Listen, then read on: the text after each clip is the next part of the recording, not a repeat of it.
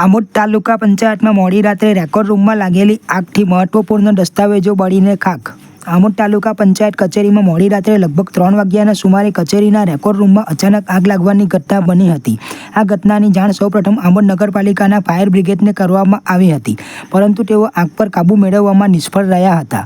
ત્યારબાદ જંબુસર ફાયર બ્રિગેડને જાણ કરવામાં આવી હતી, જેમણે તાત્કાલિક ઘટના સ્થળે પહોંચી પાણીનો મારો ચલાવીને આગ પર કાબૂ મેળવ્યો હતો, પરંતુ ત્યાં સુધીમાં કચેરીમાં રહેલા જૂના અને નવા તમામ મહત્વપૂર્ણ દસ્તાવેજો આગની લપેટમાં આવી ગયા હતા અને બળીને ખાખ થઈ ગયા હતા.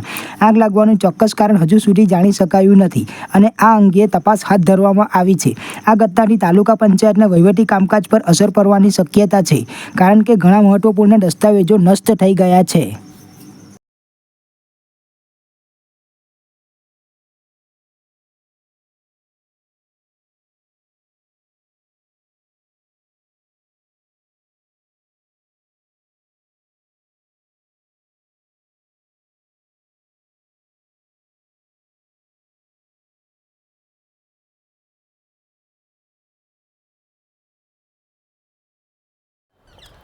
ગત રાત્રિના રોજ બરાબર રાતના 3 થી 4ના સમય દરમિયાન આમોદ તાલુકા પંચાયતની સામે આવેલ કોમ્યુનિટી હોલની અંદર આગ લાગી હતી અને એ આગની અંદર તાલુકા પંચાયતના ઘણા બધા રેકોર્ડો જ્યાં ઘણા સમયથી મૂકવામાં આવેલા તે બળીને ખાખ થઈ ગયા છે.